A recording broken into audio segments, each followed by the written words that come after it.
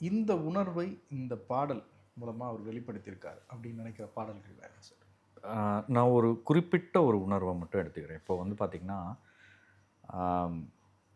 ஒரு நல்ல ஒரு ரிலேஷன்ஷிப்பில் இருக்கும். அதாவது ஒரு லவ் பண்ணுற ஒரு லவ்வர்ஸாகவே எடுத்துக்கலாமே. நம்ம கூட இருக்கும்போதை விட அவங்கள பிரிஞ்சு இருக்கும்போது தான் அந்த உணர்வு வந்து ரொம்ப மேலோங்கி இருக்கும்.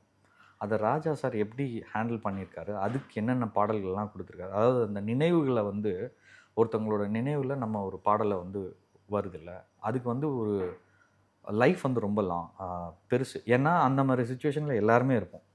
உதாரணத்துக்கு ராசாத்தி உன்னை காணாத நெஞ்சுன்ற ஒரு பாட்டு, இறந்து போன ஒரு காதலியை நினச்சி அங்கே ஸ்க்ரீனில் பாடிட்டுருப்பான். ஆனால் அது நீங்கள் பிரிஞ்சு இருக்கிற கொஞ்சம் தூரத்தில் இருக்க ஒரு காதலியை நினச்சி ஒருத்தன் இருக்கான் அப்படின்னா அவனுக்கும் அது இருக்கும்.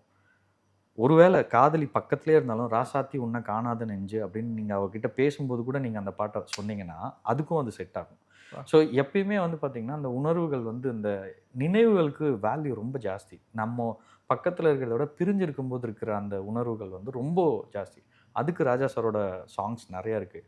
இப்போது அதாவது ஒருத்தங்களை நினச்சிக்கிட்டு அவங்கள தம் பக்கத்தில் இருக்கிற மாதிரி நினச்சிக்கிட்டோ இல்லை அவங்களோட நினைவுகளை வச்சுக்கிட்டு ஒரு பாடல் வருங்க. காதலின் தீபம் ஒன்று, அவளை நினச்சி பாடுறது. இதயம் ஒரு கோவில், என்றைக்கோ அவள் இறந்துட்டா, அவளை நினச்சி என்னோடய லைஃப்பில் அவள் என்னென்னலாம் எப்படியெல்லாம் இருந்தா அப்படின்றது. பொட்டு வைத்த வட்ட நிலான்னு ஒரு பாட்டு.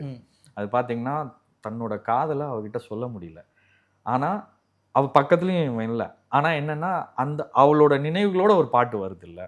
ஸோ அது வந்து என்ன சொல்கிறது, பியூட்டிஃபுல்லாக ஹேண்டில் பண்ணிப்போ நிறைய சாங்ஸ் இருக்குது.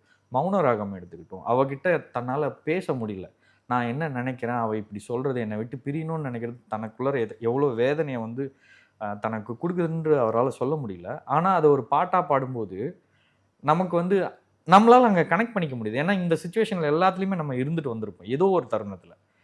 அது அந்த மாதிரி அந்த ஒரு எமோஷன்ஸை நமக்குள்ளே, அதாவது எப்படி சொல்ல வரேன்னா, ஒரு எமோஷன்ஸை வெளியில் நம்மளால் சொல்ல முடியாத எமோஷன்ஸை சொல்கிறதுக்கான ஒரு கருவியாக வந்து ராஜா சாரோட சாங்ஸ் வந்து நிறைய இடத்துல நமக்கு இருந்திருக்கு. அதனால தான் அவரோட சாங்ஸ் நமக்கு நிறைய வந்து நமக்கு கனெக்ட் ஆகிடுது. ஏன்னா எல்லாருமே ஒவ்வொரு இடத்துல அந்த தருணத்தில் இருந்திருப்போம். ஆக்சுவலி அதை கடந்து தான் வரணும் நம்ம. Periyar Maniamma Institute of Science and Technology, Tanjavur, AAA with specialization in electric vehicles and energy engineering.